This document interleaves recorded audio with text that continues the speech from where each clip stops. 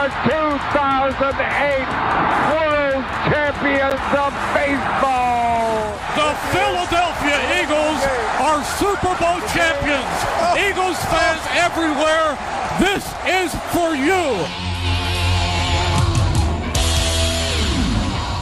Now entering the game for Philly Press Box Radio, Bill Furman and Jim Chet Chesko. It's Wednesday, March the 6th, 2024. Welcome to the Philly Press Box Radio Roundtable, brought to you by the Irish Rover Station House in Langhorne, PA, Cavs, Philly Tailgates, and the Edge of Philly Sports Network. I'm Bill Furman. I'll be your host tonight, along with my partner, Jim Chet Chesko. And hey, Chet, normally talking to the voice of the Phillies, Tom McCarthy, and the Phillies signing Zach Wheeler to an extension would be the top story of Philly sports, but there's that Jason Kelce retirement story that comes with an incredible farewell speech and a lot of other really cool stories coming out about one Jason Kelce. The Flyers are 4-4-2 in their last 10, but holding on to third place in the Metropolitan Division. The Sixers won 2 in a row before back-to-back games at Brooklyn. One last night, they lost. Home tonight against the Grizzlies without Tyrese Maxey. Villanova may have played their way into the big dance. They have a big game tonight against Seton Hall, according to the recent ESPN bracketology. There's plenty to talk about, that's for sure, in Philly sports. Well, Jason Kelce gave us that memorable parade speech 6 years ago. Now he's given us an equally memorable retirement announcement. We will talk about that and his legacy, all of that, what might be next for him and the Eagles. Oh, yeah, Sixers and Flyers talk too. And by the way, Bill, thanks for showing up on time this week. Hey, and you know what, Chet? I was actually here plenty early. I came an hour early to make up for being 45 minutes late last week. Okay, that will be noted on your report card. Well, there you go. Hey, we have great guests tonight in the voice of the Phillies, Tom McCarthy, making a return visit to Philly Press Box Radio as well. Yeah, we are now just 3 weeks away from the start of the Phillies' regular season, 3 weeks from Thursday. And I assure you, T-Mac is already in mid-season form. Well, I can't wait to hear it. You did have to record that because T-Mac, he's a pretty busy guy in spring training, had a dinner appointment, couldn't join us live, but did take the time to visit with you. And I am looking forward to see what he has to say as the Phillies have to chase those Atlanta Braves this year. That's going to be a challenge. So, Chet, hey, the Jason Kelce era is over in Philadelphia. He gave us a Super Bowl win, a Super Bowl loss, 7-time Pro Bowler, 6-time All-Pro. The most memorable Super Bowl speech of all time, as you said, and he is leaving us as a Philly sports icon. That is for sure. Yeah, Bill, so many directions we could go in related to his, 41-minute retirement announcement. But I'll just say up front, I was hanging on every word the other day. And like a lot of people, I got a little misty-eyed a couple of times. I'm a manly man, you know that. But, hey, it was tough listening to Jason talk about his career and all the people who meant so much to him. So just a great competitor, a guy who cared about his team and the city and who clearly gets it. Based on his play on the field the last 6 or 7 years of his time in Philly, man, those two memorable speeches, his interactions with fans in recent years, he just may have moved past Brian Dawkins in terms of the most beloved Eagle of the last 25 years. Yeah, I think you might be right. And, Brian Dawkins, nothing to take away from Brian Dawkins, that's for darn sure. But the public persona of Jason Kelce is just has gone stratosphere, I think, Chet, when I watched that, you forget the fact that Jason Kelce's 36 years old. I got kids older than Jason Kelce. You get this feeling that this guy's going to retire, that he's an old man. He's a kid married to another kid, raising babies, and the way he handles himself in and around people and the maturity that he has, I guess you would call it, is off the charts. And so many great stories just in the last few days. They were in Cleveland last night. He and Travis honored by the Cleveland Cavaliers. We heard the story about the Eagles trainer who wasn't able to be there for his final game. And so before the news conference the other day, just as a ceremonial thing, the trainer who was battling cancer taped up Jason, just because that's what he did the last several years. So there were just so many stories about fan interaction and just how much Jason meant to everybody in Philly over these last 13 years. Absolutely. Well, hey, Chet, before we get too far into this, I've got a trivia question for you. Yeah. And I'm hoping that you didn't see this. And I'm hoping that our viewers can actually chime in their answers as well without Googling. We need some honesty here without Googling, okay? This is a Jason Kelce trivia question. All right? Here we go. You can have maybe 10 minutes to think about this while we're talking the rest of this stuff. 8 quarterbacks started for the Eagles during Jason Kelce's career. 8 in his 13-year career. How many? Name them. You don't have to name them. I'm surprised it's not more. Nope, it was 8. And you can jot them down, make yourself a couple notes along the way. So for everyone else out there, 8 quarterbacks started for the Eagles during Jason Kelce's career. Name those 8. There you go. Something for you to think about, Chet. I already have 5 of them right off the bat, so I'll have to work on those other 3, of course. Well, they're going to be the toughies, I'm sure. Of course, yeah. The 5 I got were pretty easy. Yeah. So, a couple other things, Chet, that I really found tremendous in this whole speech was the Jeff Stoutland part, which we knew about. But a picture came out, saw it on Facebook, and it was before anyone came in the room. Many people came in the room, and they showed all the empty seats that were reserved for the Kelce family. And Howard Eskin was in the picture, and there's a couple ladies, and Jeff Stoutland is there. He's not talking to them. He had the saddest look on his face. Like something really special from a special person was getting ready to happen. And, player-coach relationships like that just aren't everyday things. And then Jason, obviously, in his speech, said he's nowhere without Jeff Stoutland. Yeah. And that was huge to me. Being an old ball coach and an O-line coach, that's really special. Absolutely. Stoutland just meant so much to this entire offensive line. They love the guy. Jordan Mailata always says Stoutland University. So, and then we did see the hug then after the news conference as well, Jason and Jeff Stoutland. So clearly he means a lot to everybody. I hope he's still there for another 10 years, Jeff Stoutland. Yeah. Now, I didn't see Jeffrey Lurie, and I haven't heard any comments about Jeffrey Lurie. And was Howie Roseman there? I didn't. Yes, Howie was. Yeah, I saw Howie get a hug from Jason afterwards. I did not see Lurie, though. Yeah, I thought, unless he's out of the country or whatever, who knows where billionaires go. They don't come to Lakeland, Florida. Anyway, and then the other thing that Jason went down afterwards, and once the cameras cut, and shook hands with the entire press, every one of them. Just a first-class action. Well, he's always been great with the media. They respect him, and he always gives them thoughtful answers. And so the media guys know that and appreciate that. And, he's been treated fairly because of the way he treats them. So, yeah, it's a definite mutual thing on their parts. Not only does he get it with the media, he gets Philadelphia. And this was one of my favorite quotes from the news conference the other day, because, we hear some people complain about Philly, not Jason Kelce. Some people struggle to play in this city. They can't handle the booze, the media, or our fans.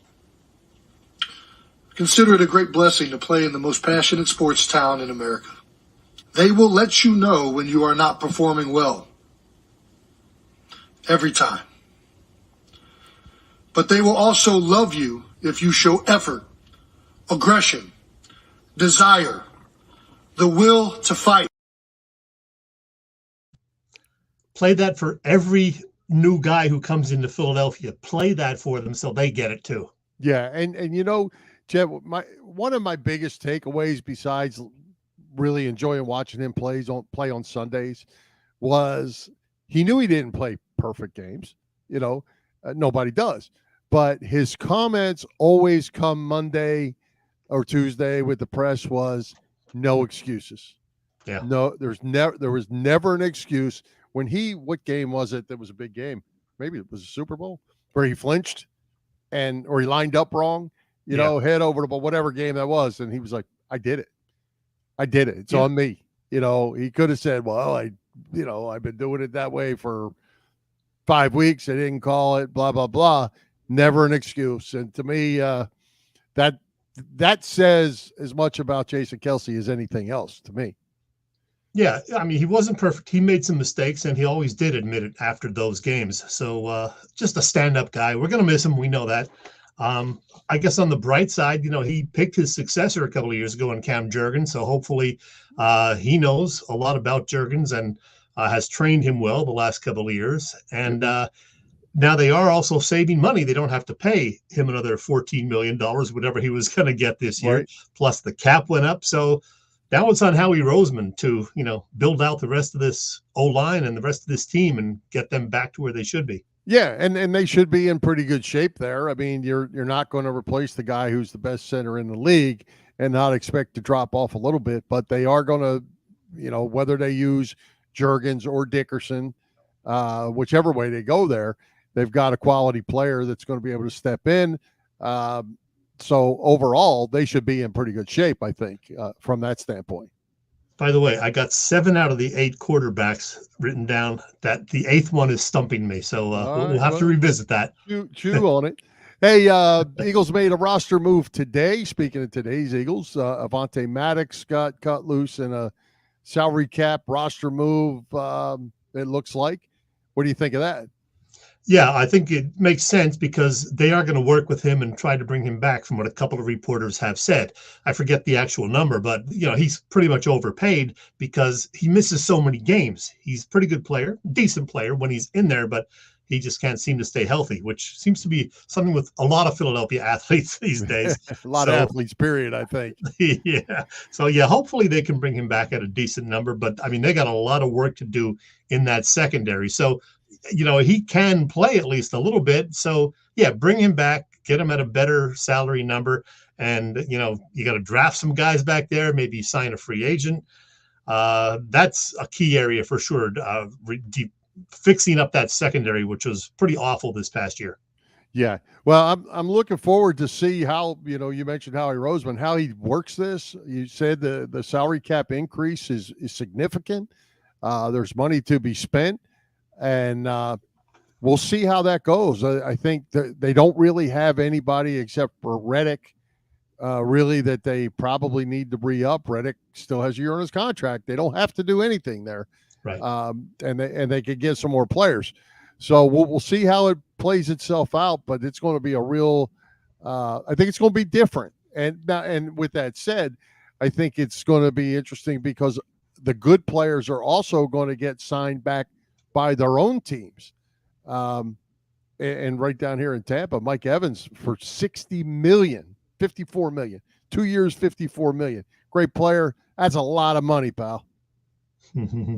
Yes, it is. I'm looking at some of the comments about your little trivia question, and I think Robbie may have gotten them all, although she added a name that I don't know if it was accurate. So we'll see. We'll see. Well, you can let me know at what point you're ready to hear the answer. We can take that all the way till 2 minutes to 8. No Googling, people. No Googling. Keep checking that out. Yeah, no Googling. We're all about honesty here. And one other football note, it's going to be interesting to see where Russell Wilson ends up. It's going to be interesting to see what Washington, those Commanders, do with the second overall pick. Will they take a quarterback? Because right now it's Sam Howell, I guess, is the guy who played virtually all of last year for them. And Zach Ertz signed with Washington today. So he's going to finish out his career, I guess, as a Commander. And that's going to be really weird to see that. Yeah. And it's not going to be pretty. We're not going to want to see that. Yeah. So, the whole draft, again, another interesting thing. We'll talk about this as we get closer, but the Bears hold all the cards. The Bears are in complete control of this draft with the first and the 9th pick. And they already have a quarterback. So are they going to move on and take another quarterback, trade Justin Fields? I think it's going to really be for some interesting times come draft day. It may go all the way up till the card is in, until the Bears are on the clock. And if I'm the Bears, I'm taking the biggest deal I could get, and I'm selling that number one pick, and I'm getting a whole rebuilt team ready to rock and roll. But that's just me at this point. We'll see. And for your planning purposes, the draft begins April 25th. April 25th it is. All right. Good stuff. I'll put up one more time because, we're saying goodbye to Jason Kelce. So, thank you from all of us Philadelphia Eagles fans for 13 great years in Philly. And Bill, while I think of it, I'm going to tell the story that I told a couple of years ago that I still smack myself in the head for. In 2016, I was at a celebrity bartender event at a place called something Stash, Prime Stash on Chestnut Street, long closed, I believe. And Lane Johnson was there. I think our buddy Kevin Riley was there. Jason Kelce was there. But Kelce was coming off a pretty awful 2015 season, and I was about to leave because I had to go somewhere else, and he was behind the bar, and I thought, oh, should I get a picture with him or, an autograph or something? Because I had already gotten Lane Johnson to autograph football, and I said, nah, I think Kelce's pretty much winding down already. I'm not going to bother. So I never got to say hello to Kelce, did not get the autograph, did not get the picture. And here we are later talking about a guy who might be a first ballot Hall of Famer. Yeah, it's like buying a bad stock right there, Chet. Oh, man. You'll let that one get away from you, pal. Oh, well. Well, Jay, as you said, thank you, Jason Kelce. We have all enjoyed it. And, Chet, with the personality and everything that's going on, we may see more of Jason Kelce's face now than we did when he was playing. He's liable to be on every advertisement nationwide. He's going to be he's a rock star right now. We didn't talk about his legacy, but it's certainly way up there. And I know Ray Didinger was on WIP this morning, and he said Kelce doesn't go in the very top tier, which for him is Chuck Bednarik, Steve Van Buren, and Reggie White. But he said Kelce definitely is in that second tier, which includes Brian Dawkins and I guess a few others. But certainly a top 10 Eagle of all time, and maybe even top 5 or 6. There. No argument from me. That's for sure. Fun to watch. Right. It's been a great run, and did a lot of winning with Jason Kelce in the last 13 years. Yep. All right. Well, hey, let's give a shout out to all the shows at the Edge of Philly Sports Network this week. The gang, as always, has all the bases covered. You can catch all the action on www.eopsports.com, as well as Edge of Philly Sports on their YouTube channel. You can also find our show on a Philly Press Box Radio YouTube channel. Please help us out. Hit those subscribe, follow, like buttons. And as always, share with your family and friends. Every night, there's something going on. Don't forget, subscribe to the Edge of Philly Sports weekly newsletter. Sign up for free. You'll receive an EOP weekly review in your email every Friday morning that covers all the shows for the week. Yeah. Hey, and Chet, please do subscribe to our YouTube channel. We need more subscribers, okay? It looks good when we get all those subscribers, and plus you get notified of our great content. So there you go. Absolutely. There you go. Hey, tell us what's going on over at the Irish Rover Station House this week. All sorts of wonderful things at the Rover, Bill. Thursday through Sunday, as always, the Irish Rover has dinner specials. Every Thursday, also, you can choose from a couple of killer burgers that their chefs whip up. Now, they have Quizzo every Wednesday evening. So they're playing Quizzo right now instead of watching us, but that's okay. Quizzo every Wednesday evening, live music on Saturdays. Jack McGean providing the tunes this weekend. And yes, next week, St. Patrick's Day is fast approaching, and the Rover's going to celebrate that not just 1 or 2 nights. They're going to do it 6 nights, March 12th through the 17th. Irish food and even more than usual Irish beers. They will have dancers on the weekend and more.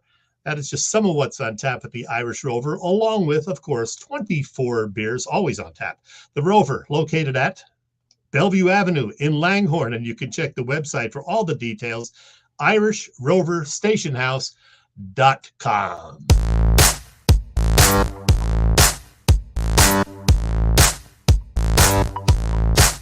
Hi, football fans. This is Merrill Reese, and you're listening to Bill and Chet on Philly Press Box Radio. It's good!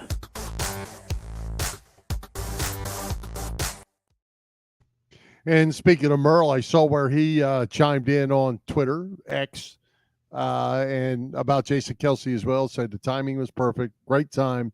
Great player. Gonna miss him. You know, it was funny when they had Merrill on about a month ago on WIP, and they asked him what he thought Jason might do and what he should do. And Merrill was very clear. He said Jason should hang it up now and enjoy his time with his family because his body has taken a beating over the last, 13 plus years. So he said he thought it was a good time to just get out while you're healthy.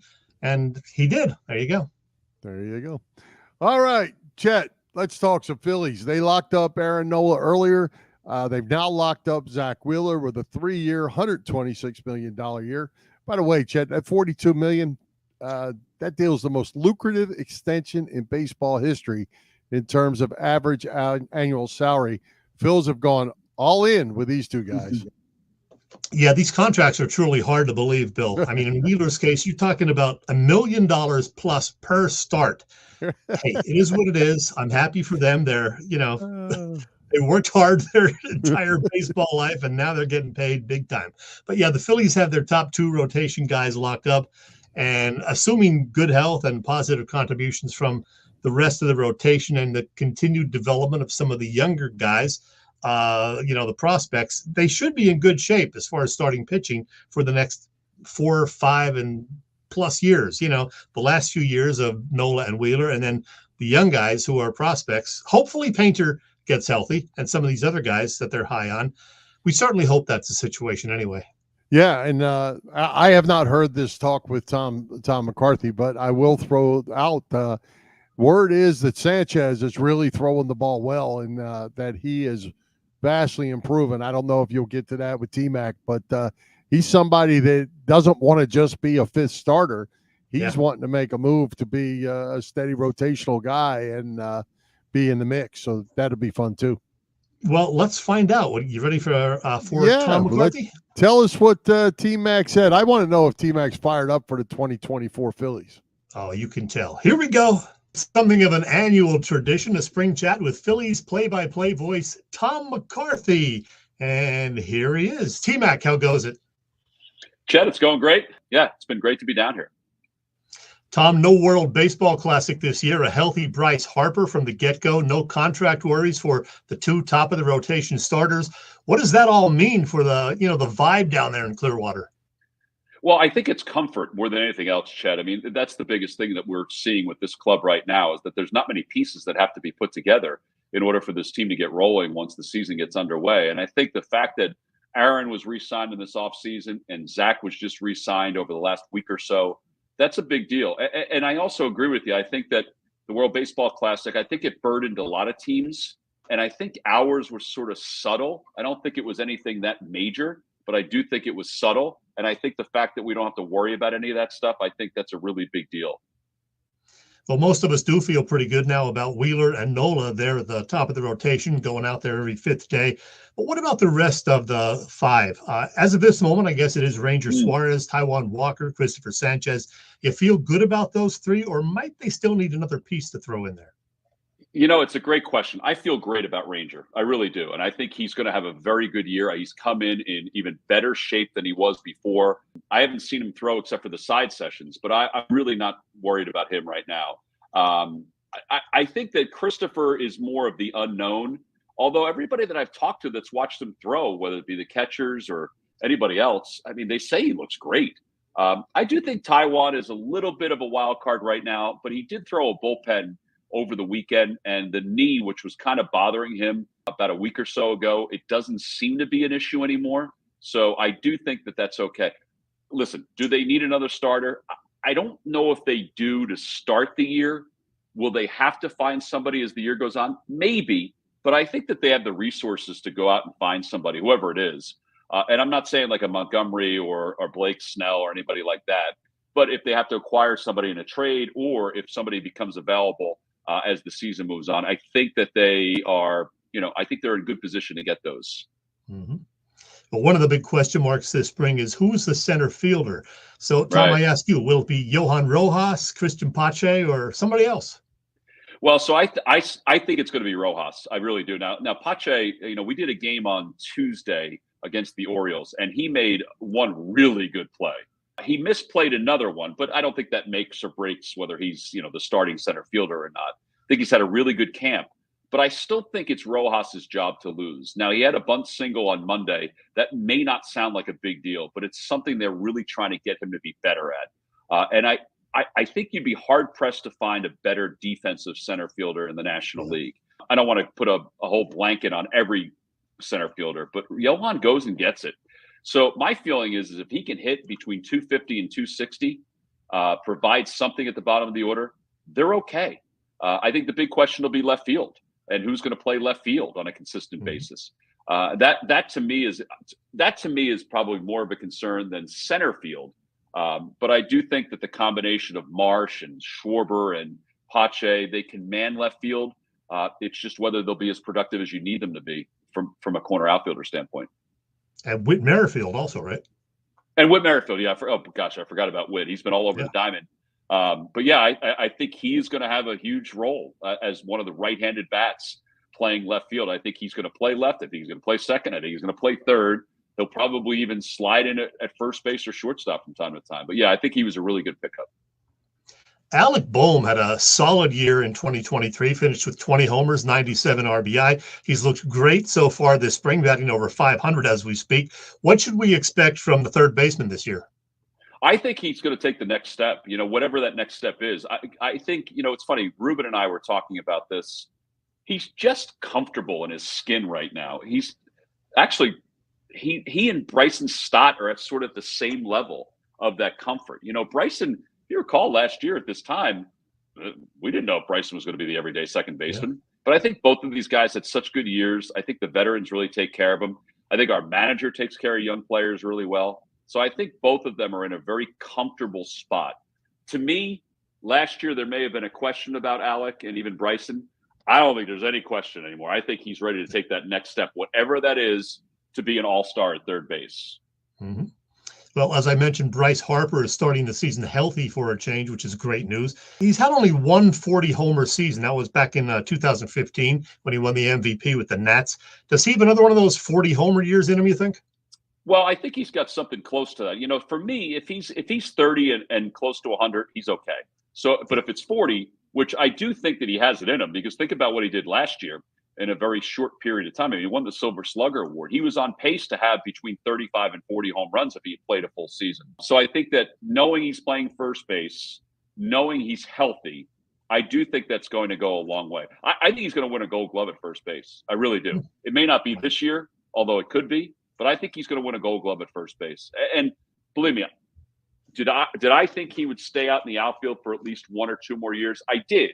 But I think they're just speeding up the process of trying to keep him as healthy as possible so his bat is in the lineup for the long term. I think he looks really good at first base. I really do. Yeah.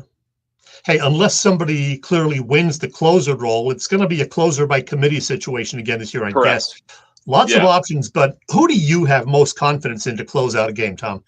Boy, that's a really good question. I think it changes Chet on a daily basis. It really does. 2 years ago, if I said Jose Alvarado, I think people would think I was crazy.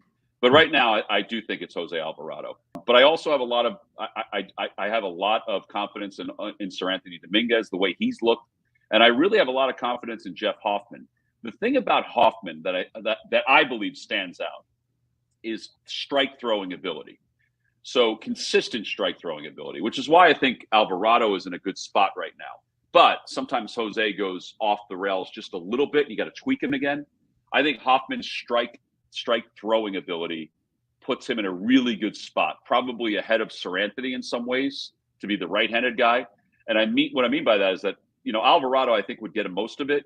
But if there's a lefty that's tough, let's say it's Freddie Freeman in the 8th inning or Matt Olson in the 8th inning, Alvarado will get the 8th inning and then somebody else will close. So those are probably the 3 guys that I have the most confidence in right now. Other than injuries, what's the biggest concern about this year's Phillies? I think whether they can get production out of left field, consistent production out of left field. And to me, that's let's say if Rojas is in center field, then you got to let him just go. And you can't expect him to be, a 300 hitter in center field. But I think in left field, think about this. I mean, you didn't have Reese Hoskins all of last year, but there's the anticipation that you could have had him this year. So on paper, that could be 30 home runs that you have to replace. Yeah. I don't know if they need that, but it's that kind of production. So to me, that's the biggest question, is probably left field and probably a fifth starter, making sure that that fifth starter is a consistent pitcher that can give you some wins. The Phillies got to the World Series and then the NLCS the last 2 years as a wild card team. Are they going to continue with that approach, or can they actually beat the Braves and maybe win the division? I do believe, from talking with a lot of the guys, yes, the playoffs and the World Series is the ultimate goal. But I believe that they want to prove a point that they can win the division, have those 3 days off, save their pitchers, and then go to the World Series that way. It's not the be-all and end-all anymore. But I do think that this group is so angry about how Game 7 ended with the Diamondbacks that they have goals that are going to supersede even what they did last year. And the first one is winning the division and taking care of home field from that point on. Tom, I think every interview regarding the Phillies has to include a question about the leadoff hitter. So, Tom, be honest. If you're the manager, who are you writing in at the top of the lineup? I'm writing Schwarber in. I'm sold on it. And believe me, I know it could change. I know he's not having a great spring. He struck out a couple of times on Tuesday. He only has the one hit so far. But I just think that it works. How it works, I don't always know. But their win-loss record is pretty darn good with him as the leadoff hitter. So my feeling is the top four will go Schwarber, Turner, Harper. Harper will bat third, and then Real Muto. And then after that, I think it could be anybody. I think it could be Castellanos. It could be Bohm. It could be Stott. I mean, it could be any. Also, I wouldn't, if they do make a change in the leadoff spot, I wouldn't be shocked if it's Stott, Turner instead of Turner, Stott, because I do think they want Harper to bat third. Yeah, for sure. Hey, Tom, you're a busy guy with not only your Phillies duties, but you also call occasional basketball games and then football in the fall. Do you have any March Madness on your spring schedule? I do. I mean, I have a couple of conference tournaments that I'm going to be doing. The Missouri Valley is one. I'm doing the semifinals on TV and the radio, the finals on radio, and then the A10. I'm doing the semifinals on TV, and then I'll do the first weekend of the NCAA tournament on CBS in Turner. So that'll be a little different than what I've done in past years. The past years I've done the first four on CBS and Turner. And then I've moved to radio after that. This year, no radio because the NCAA tournament starts a week later, and the baseball season starts a week earlier. So I'll be somewhere, I don't know where, the first weekend of the NCAA tournament. I won't know that till after Selection Sunday. Well, we know where you'll be March 28th when the Phillies open their season, right? That's right. That's right. I'll be after the NCAA tournament that first weekend. I'm done with basketball, even though years past I've done the Reese's All-Star game around the Final Four, but that's only because we've been on national TV for the Phillies, so I could slide away for a couple of days. I can't slide away this year.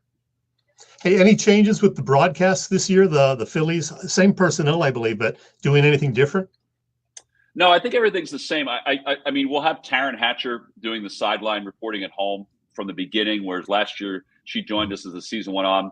And I think it'll be predicated on what her hockey and basketball schedule is. But pretty much everything else is the same. Johnny will be back. In fact, he's going to do some spring training games. I think his first one is St. Patrick's Day. And then, Ruben and Ben will split the rest of those games. And then on radio, everything's still the same on radio as well. Kevin Stocker, Larry Anderson, Scott, and Murph will do the pre and post game show. Awesome. You are the best, T-Mac. Tom, enjoy the spring and summer, and go Phils. All right, Chet. Thanks, buddy. Well, hey, Chet, couple comments I have that really surprised me. One is T-Mac doesn't seem to have a lot of confidence in that Brandon Marsh. Yeah, did you notice? Yeah, I noticed that. He didn't mention Marsh as a regular left field guy, which is kind of weird. But which made me, while he was talking, made me pull up the stats for Brandon Marsh. I knew it was pretty good. 277 last year, 12 homers, 60 RBIs, and 404 at-bats. That's an increase from his 245 the year before when he was half Philly, mostly Angels. and some Phillies. I was really surprised. I was thinking that was a lockdown position, and that he would be looking for the same type of improvement there as he is with Bowman Stott. So I was really surprised at that. Yeah, me too. And I should have followed up on that. But I think Marsh is going to get the bulk of the time in left, assuming Schwarber is the DH. So unless there's a problem in center, and then you have to move Marsh to center, but I don't see that happening. So I think it was just an oversight or something on Tom's part as far as leaving Marsh out of the regular lineup. Yeah, well, and I'm also a little surprised that, I think Rojas is going to get every opportunity. I'm not sure that, he's got to earn that yet in my mind. He says if he can hit 250, 260, I'm not sure he can hit 250 or 260 at this point. We don't know. And he wasn't hitting great this spring down there as of yesterday anyway. So, we'll see how it works out. But the guy can run, and he can certainly play defense. And as Tom mentioned, he got down a sacrifice bunt the other day, or a bunt single, whatever. So, you want to get that mixed into his arsenal because he's got the speed. Take advantage of it. Yeah. And one final comment, because I've said this before, I'll say it probably all along. Jose Alvarado is not my guy to be in that closer spot. Just not my guy. And that, T-Mac says he's got that little switch. Sometimes he sometimes gets off. More often than not, he scares me to have the ball in the ninth inning of a close game. And I'm sure you got a little agita when he said Kyle Schwarber is his leadoff man too. Yeah, well, and then he followed that up with he struck out a couple times Tuesday. So it's going to be fun. I think that the big thing this year, Chet, and to T-Mac's great point, they've got a point to prove. But I think if everybody learned anything, we learned from the Braves that you don't want to be 10 games up in June because you went to the playoffs and you got beat because you didn't have your edge. The team that had the edge was the team that played down to the stretch and had to fight to get in. That's the team you got to be afraid of. That team sitting fat and happy for half the summer isn't the team on the edge. Yeah. On the other hand, you don't want to tell your guys to, lose some games intentionally when you're out there pitching well and hitting well, and you find yourself up 10 or 12 games. What are you going to do? Yeah. You don't want to criticize your team for winning. That's for sure. But exactly. But you somehow, if you get that far ahead, like the Braves did, you got to be able to stay on the edge, and they couldn't do it. They got up against the Phillies, and they got to go home early. And sadly, we didn't have time to talk about the big topic this spring, the demise of Dollar Dog Night at the ballpark. Yeah, well, you're a big Dollar Dog guy. What do you make of that? You go to get what, 2 for $4 2 for now? $5. 2 for $5? 2 for $5. Yeah. This is the honest to God truth. I've never actually taken part in the Dollar Dog Night. I don't even know that I've been there. I'll have an occasional hot dog when I'm there, but it's very rare. But it is kind of sad that, they had to do that. They say it's because people got out of hand last year. There's the video of people throwing the dollar dogs away. Hey, I don't have that kind of money to throw around. If I'm getting a $1 hot dog or 2 or 3 or 4, I'm eating the damn things. Well, me too. But I guess if you are wanting to throw your dollar dog, are you going to want to throw less your $2.50 dog? Theoretically, yes. Now, if it's a $5 dog, I might not want to throw it. But if I want to throw a $1 dog, I'm probably wanting to throw a $2.50 dog too. I'm not throwing any food that I paid for and enjoy, Bill. So I'm getting a dog, I'm eating it. Well, here's what we're going to do, Chet. We're not going to buy dollar dogs because we got the best tailgater in Philadelphia with Bob Cavanaugh and the gang at Cavs Philly Tailgates that we're going to go to. Bob Cavanaugh. Yeah, Cav's been cooking up terrific catering work for more than 30 years now. You know him for his tailgate parties. Cavs is a 3-time winner of Philly Tailgates, Jack Daniels Great American Tailgate Party Contest, and a past winner of the Philly Daily News Tailgate Award. Cavs also does corporate events and parties, you name it. As for upcoming events, well, he's got a few on the schedule. There is, of course, the Phillies home opener, March 28th. I'll probably pop over and say hello to Bob and, check out what he has on the menu. And then there are the 2 nights of WrestleMania, April 6th and April 7th. And then June 8th, there is the Kenny Chesney concert that Cav will be doing a tailgate for. If you're interested, check the site and you can order right there your participation. If you have any questions, email them at cavscatering@verizon.net. Cavs Philly Tailgates is the way to go. And Cav works with Vince at Philly Sports Trips. And boy, do they have things on the schedule. Not only all Phillies road games this fall, but they have Phillies spring training trips. They're sold out. So the ones that are happening right now, don't even bother to, try to get down there because they are sold out. But they do have other Phillies trips this season. There are trips to Boston, Baltimore, Chicago, Pittsburgh, and London for that Phillies Mets game, plus union trips to both Austin and Nashville. And yes, they will get you to Brazil for the Eagles season opener. You can make nearly a whole week of it down in Brazil. So check all of that out on phillysportstrips.com. Yeah, I thought that the Philly Sports Trips was coming to Tampa this weekend to Clearwater and going to the Flyers game as well, but I don't see that on their list. Oh, did that perhaps get dropped? I don't know. Let's see. Yeah, I don't see it. My screen's frozen, so I'm just going to talk and work my way through this. How's that? Yeah. Check out phillysportstrips.com and you'll get all the information you need. Yeah, you are freezing. You are frozen with the Philly Fanatic and Jason Kelce. So there you go. You look good, Bill. Well, there you go. Well, I'm looking at the Philly Sports Strip screen. So there you go. Hey, Chet, Flyers hanging in the 3rd spot still in the Metropolitan. If you watch the standings, you'll be aware of those games in hand. They're always important. Islanders have played 2 less games than the Flyers. The Caps 3 less games than the Flyers at this point. Those games can quick turn into points for the other team. And when it does, Chet, that 4-point gap in the standings closes up quick. Yeah, no, I'm putting the standings up on the screen right now, Bill. You see the Metropolitan standings. The Rangers, of course, pretty much running away with it. Carolina firmly in 2nd. The Flyers, for now, in 3rd. And they have the same number of points as the 2 wildcard teams, the Red Wings and the Lightning. And then you have all the other teams that are trying to get into those top wildcard spots, like the Islanders and Capitals and Penguins. And yeah, as you mentioned, the Islanders have played 2 less games than the Flyers, and both the Capitals and Penguins have played 3 less. So you got to hope they lose those games in hand, because otherwise it gets really, really tight. Flyers looking pretty good, though. So they have a lot of tough games coming up, but they seem to play the good teams pretty darn well. And, Bill, I don't know if you can still hear me because now your screen is black, but they made a deal or two today. What do you know about the deal? I know they signed Sealer to a contract extension, and then they made a trade also, traded Sean Walker to the Avs. Yeah, they traded Sean Walker in a 5th-round pick. They got a player who they immediately released, Johansson, but then they got a 2025 conditional 1st-round pick.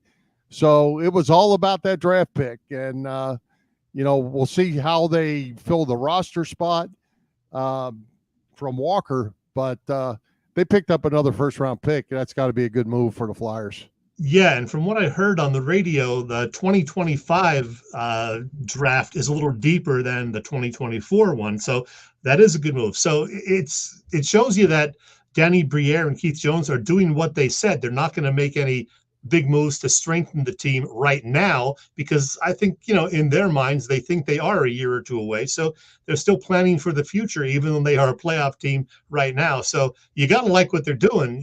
They opened up a roster spot and they got a draft pick for next year. Sure, they lost Sean Walker, but, I don't think that's a huge loss. And I really love what those guys are doing.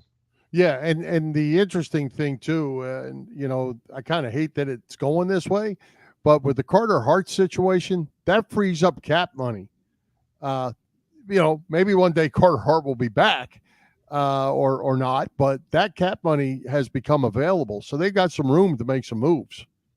Yeah, they really do. And, we'll see what they do in the next 2 days because the trade deadline is Friday, March 9th. So I don't know what they're going to do, if anything, between now and then. But this off season is going to be very interesting because we'll see if they do maybe go, more all in next year. And we got to keep an eye on the backup goalie situation. Felix Sandstrom got a start the other night, played pretty well.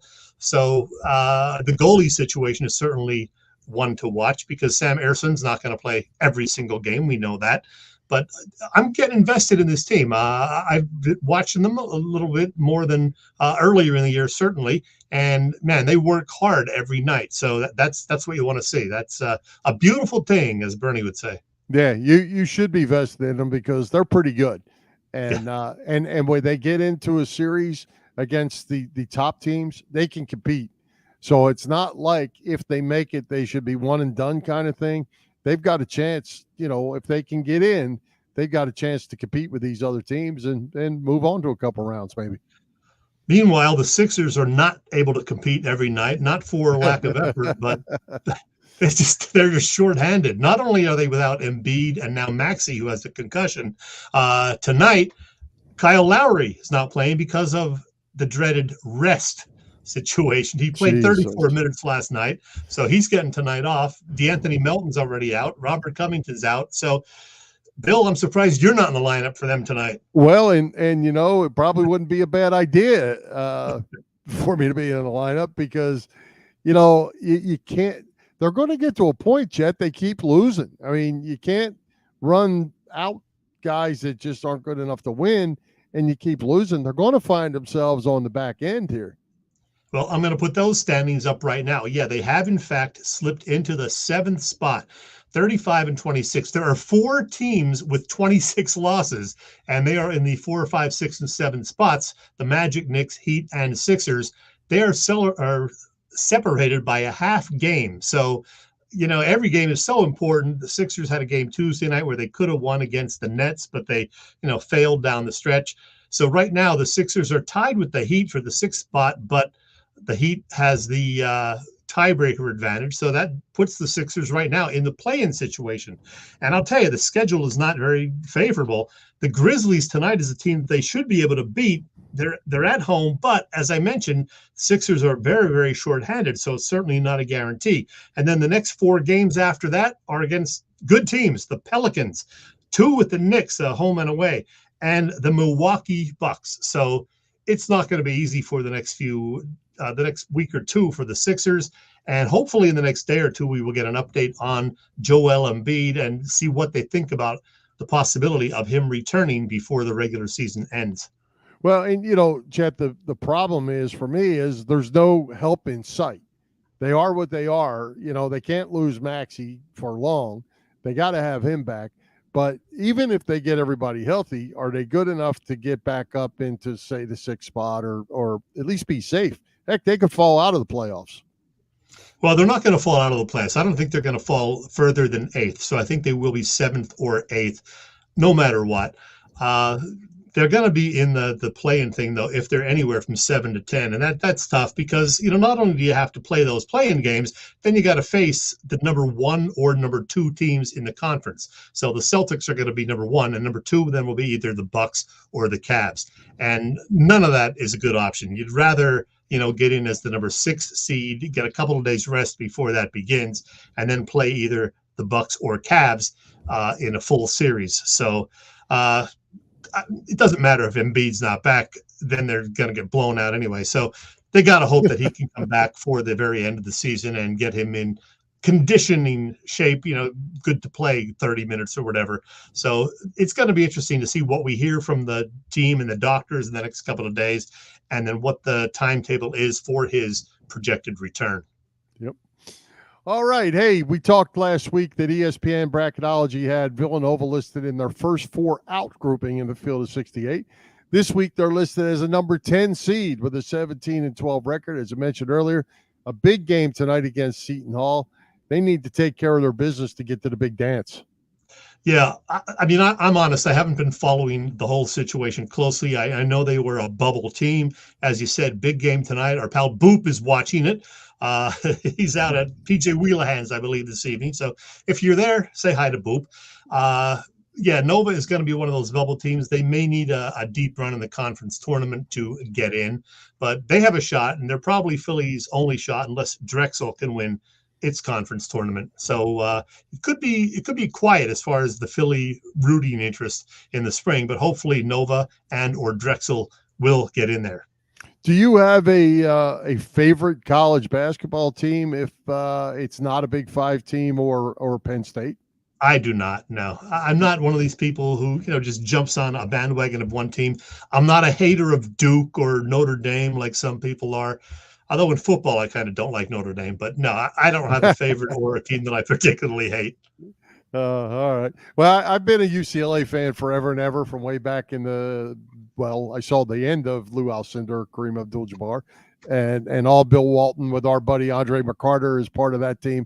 Yeah. So I've followed UCLA basketball, John Wooden, of course, forever and ever. And, and then I followed Duke once Gene Banks went down there out of West Philly High. So I've also always been a Duke fan too. So I like to follow those teams. They've also been pretty successful. Yeah. Hey, Bill, before we forget, I want to get back to your little trivia question. You asked about the 8 starting quarterbacks that Jason Kelce played with. Now, a lot of people have, contributed their guesses. And I think everybody who made a bunch of guesses got the first 5 obvious ones. That would be, of course, Nick Foles, Carson Wentz, Sam Bradford, Michael Vick, and Jalen Hurts. They're the 5 who, got the bulk of the starts during Jason Kelce's time.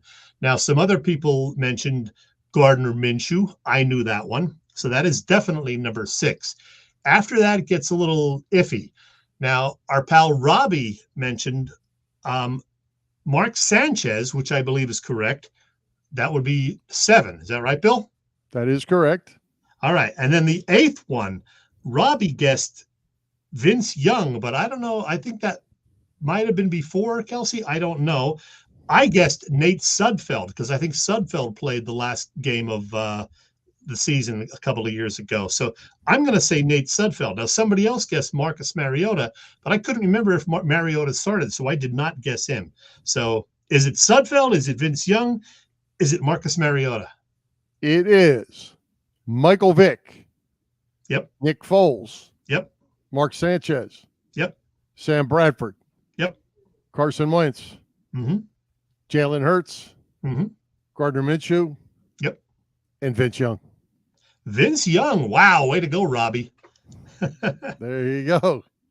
So Sudfeld did not get a start, eh? No. Well, I was thinking about that when you said it. I think Sudfeld might have got a start in the game that Jason Kelce didn't play in. Oh. I think he may have sat that last game of the year that year. Yeah, but I thought Kelce had a consecutive games streak, so that would be affected by that. But I don't know. Yeah, well, I can only tell you that was a trivia question that I picked up along the way. Hopefully the answer is right. That's what the person that wrote the trivia question said. Well, I just came up with one today because I heard somebody mention on the radio today that Jason Kelce would be one of very few centers in the Hall of Fame. There are, as it turns out, 9 centers in the Hall of Fame. Yeah. And so I immediately knew 3 of them. Do you know any of the centers who are definitely in the Hall of Fame? I looked it up, so I have the answer. Chuck Bednarik, if he is considered a center. Yeah, center and linebacker. Right? If you count him, he's one of them. Jim Ringo. Jim Ringo is correct. DeMonte Dawson from the Steelers. Mike Webster from the Steelers. Jim Otto from the Raiders. Yep. How many are there? That's 5, right? There's 9, yeah. You're 9. At 5. Mick One guy, an old timer, Tingelhoff. Frank Gatsky from way back when. Mick Tingelhoff from the Vikings. Oh, I would have to check on that. Yeah, I thought for sure he was him, but I didn't see his name. Don't have to check. Okay. I know. That one's a good one. Geez. You're pretty good, man. Kevin Maue. Oh, yeah. Kevin with the Jets. Yep. Yeah. And did you mention Dwight Stevenson? And Dwight Stevenson from the Dolphins. Yep. Okay. So I'd have probably forgot Mawa, but I would have remembered Stevenson. That's pretty good. I knew Chuck. I knew Jim Otto, and I knew Jim Ringo off the top of my head. And I think I would have got Mike Webster had I not looked it up ahead of time. Yeah. So, yeah, I wouldn't have gotten the other guys, though. Well, the thing about the Steelers, Chet, is they had Mike Webster, DeMonte Dawson, and probably Marquise Pouncey all going to kind of follow each other right on down the line of Hall of Fame centers for several decades. All right. Hey, Bill. Yeah. Before we forget, I got to tell you who we got on the show next week. Yeah, I wanted you to tell me. I was getting ready to ask you. Okay. Well, perfect timing then. And see if I have a picture that I can throw up. I do. Yeah, next week, Bill, the NHL trade deadline will have come and gone, as we discussed. So we're going to know what the Flyers roster will look like for the most part down the stretch. And we will talk lots of hockey with this legend. He's a guy who has been with the organization from the get-go. He is the legendary PA announcer, the great Lou Nolan, joining us live next week, Bill. Always great to have Lou, and we'll be talking serious hockey, that's for sure. All right, Bill, a couple other final things. Caitlin Clark, ladies and gentlemen, the all-time leading NCAA Division I basketball scorer, men or women. I'm sorry, Joe, I had to do it. And I will add, just because since you're rousing up the haters, LeBron James, 40,000 points, the all-time NBA scoring leader. Say what you want about LeBron James. That's a lot of points, and hats off to him. Salute. That's great. That's great. Yeah, but no, congrats to Caitlin, and we're certainly not taking anything away from Pete Maravich. We know he is the men's leading scorer. We know he didn't have a three-point line. We know he played 3 years. She played 4. So, yeah, nobody's taking anything away from Pistol Pete. Definitely not. No, and along with that, nothing should be taken away from Caitlin either, because she's been pretty fabulous. Bill, you may be surprised that I didn't mention this or do a random chat, but I talked about the fact that the Academy Awards are coming up this Sunday. I talked about movies last month. That's why I didn't. But now, can you see the screen or not? No, I can't. And well, I'm glad. I'm going to put it up and just tell me, did you see any of this year's Academy Award Best Picture nominees? Any? You're going to have to read them to me. I can't see it. I think I know the answer. American Fiction, Anatomy of a Fall, Barbie, The Holdovers, Killers of the Flower Moon, Maestro, starring Bradley Cooper, Oppenheimer, which pretty much everybody has seen, Past Lives, Poor Things, and The Zone of Interest. Chet, I'm going to surprise you right here. You saw one? I saw Oppenheimer. There you go. Well, that's not a shock. Only because it was on TV. Yes. So you did see Oppenheimer. I did. All 3 hours and 22 minutes of it? I did my best. Okay. Well, the Oscars are this Sunday beginning at 7 p.m. And finally, Bill, tomorrow, and everybody plan accordingly, tomorrow is National Cereal Day. So, Bill, I ask you, do you eat cereal? Do you have a favorite cereal? I don't eat a whole lot of cereal. But it's the basic stuff, the Cheerios, the Raisin Bran, those Lucky Charms, those kind of things, if I were going to eat it. I'll tell you the 3 that I still occasionally eat, and 2 of them go back to my youth: Fruit Loops and Frosted Flakes. I still enjoy both of those, but the one I eat most often is Cinnamon Toast Crunch. That is my personal favorite cereal. I don't know why you and Fruit Loops would surprise me. On that note, Bill, wrap it up. All right. Can you still hear me? Let's ask. I hear you. All right, because my screen has gone completely white now. Hurry up. Let's thank tonight's special guest, Tom McCarthy, our sponsors, the Irish Rover Station House, Cavs Philly Tailgates, and PPCC 118 Raz Room. For Jim Chet Chesko, this is Bill Furman. We hope you enjoyed the show. We'll join Philly Press Box Radio next Wednesday, March 13th at 7 p.m. You can see us live on Facebook, on our Philly Press Box Radio YouTube channel, and listen on Google Podcasts, as well as Apple Podcasts, iHeartRadio, and all the others. High hopes, Philadelphia sports fans. High hopes,